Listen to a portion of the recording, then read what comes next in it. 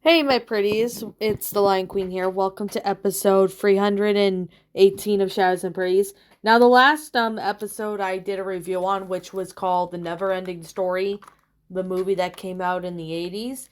So today I realized that I forgot to, review this game. Now, I know I did say I wasn't going to review it until I played the game, but I thought, you know what? I'm going to go ahead and, review this game. And this is the eighth Resident Evil game called Resident Evil Village. Now, this one came out in 2021, so nearly 3 years ago. And I have not played this game, so I can't really say too much. But what I will do is I will give a plot as to what this is supposed to be. However, Resident Evil Village is set 3 years after the events of Resident Evil 7, largely on the day of February 9th of 2021 when Ethan Winters returns as the protagonist in this. So this is actually pretty something.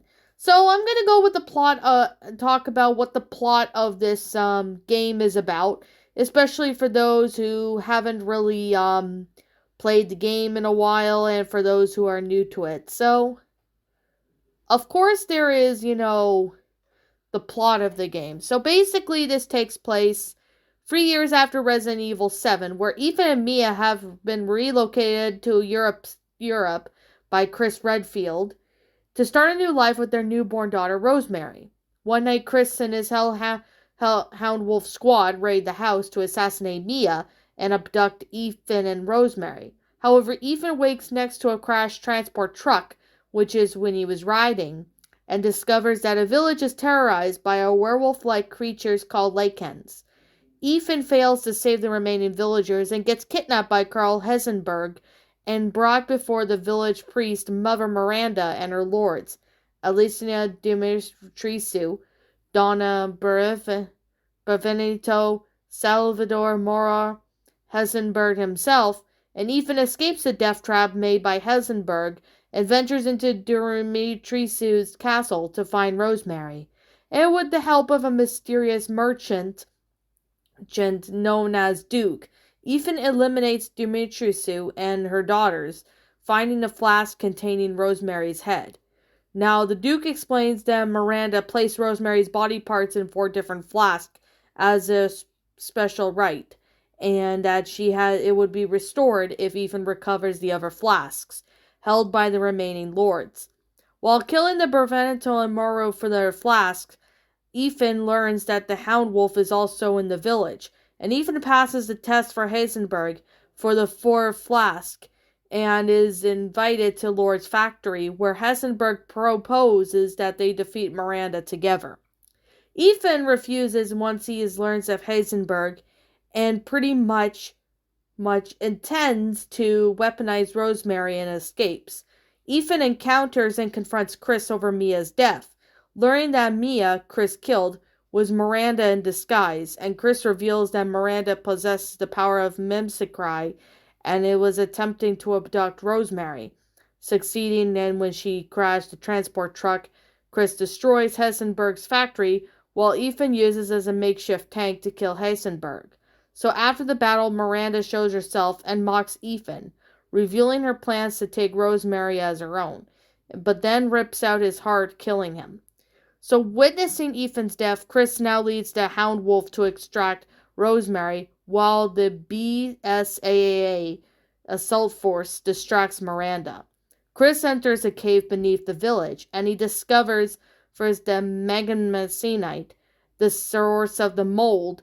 He plants a bomb in the mesamite and finds Miranda's lab, learning that she has lived a century since coming into contact with the fungus, and was a mentor to the Umbrellas Corporation founder Oswald E. Spencer. Oswald used her knowledge to develop the T-virus, and Miranda experimented with the fungus in an attempt to revive her daughter Ava, who had just succumbed to the Spanish flu. The 4 lords, Lakens, and Eveline were failed experiments. Rosemary, however, is suitable for a host due to the special abilities inherited from Ethan and Mia. Chris rescues the imprisoned Mia, who reveals that Ethan should still be alive due to his powers. Ethan revives after encountering Everline in the limbo, who reveals that he has already killed his first encounter with Jack Baker in Doverry, but was revived by her mold, which gives him regenerative powers. So the Duke brings Ethan to the ritual site, where Miranda attempts to revive Ava, but ends up reviving and finally having to reach her limit, sacrifices herself to detonate the bomb planted pretty much in the Mega Semonite, where Chris transports Mia and Rosemary to safety. As Mia mourns the loss of Ethan, Chris discovers that the BSAA soldiers were sent to the village, the organic bioweapons, to order his squad to head out for the BSAA's European headquarters. So Shadows of the Rose is definitely a different kind of story, but at the same time, it pretty much follows up with this. So I'm going to go ahead and explain that. Rose, who is now 16 years old, has been separated from Mia while under the protection of Chris Redfield. She has become a social outcast due to her abilities gained from the Megamite and resents her powers. K9, a member of the Hound Wolf Squad, informs her that Miranda's research that there is a purifying crystal within the realm of Megamite that would remove Rose's abilities. He proposes that they find the rest of Miranda's research within the Sea of Consciousness, stored within the Megamite's fragment that the team has salvaged. Rose uses her powers of her consciousness to enter the Megamite, where she discovers herself in the realm similar to Dumirichisu's castle, where she finds it covered in spewing mold. The monsters, led by masked versions of Duke, hunting and killing the clones of herself. She encounters the guiding spirit, who she names Michael. Despite Michael's advice to leave the place, Rose persists wanting to get rid of her powers. So with Michael's help, Rose escapes the castle, but falls into a deeper stranium within the Megamite.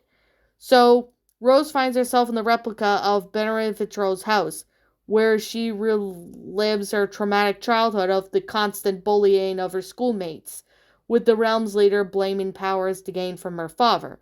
So, to comfort Rose, Michael shows her a realm similar to her house as a baby, where she finds a letter written her by her father, saying that he loves her and will always be by her side.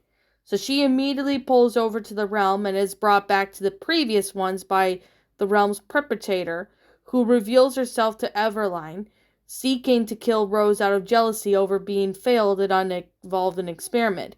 Michael once again helps Rose escape. When Rose finds herself yet in another deeper stranium that resembles the village where she was kidnapped, there she discovers and uses the purifying crystal, which absorbs her powers. Just then, the consciousness of Miranda appears, and who reveals that Kanan was the illusion to lure Rose into the Megamite. Still determined to revive her daughter Ava, Miranda tends to use Rose's consciousness as a vessel now that she is powerless. Michael immediately manifests to reveal himself to be Ethan's consciousness within the Megamite, and helps Rose escape. But Miranda catches up to them, and Ethan encourages Rose to leave, and battles Miranda himself. Seeing her father in danger, Rose is reluctant to leave, but when she hears his agonizing cries, she breaks the crystal and embraces her powers, along with gaining some new ones, and defeats Miranda. After finally destroying her existence once and for all, Rose embraces her father, who apologizes to her for not being there for her upbringings, but says that he is proud of her. Rose's consciousness then leaves for the Megamite, but then she visits Ethan's grave before being called away for a mission of the BSAA. And she and her escort drive off in the distance, and an unknown figure is approaching their vehicle scene. That's how that's how the game ends. I really thought that this was honestly a pretty interesting game, even though it's a game that I've never played before.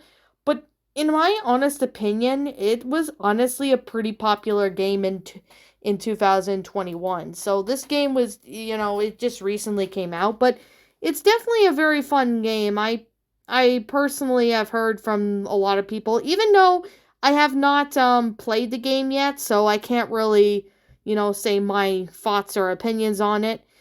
Well, not in my perspective, but I can definitely say it's definitely a pretty good good sequel to the other game. Like, it's a really good sequel to the 7th game, which I thought that was really neat.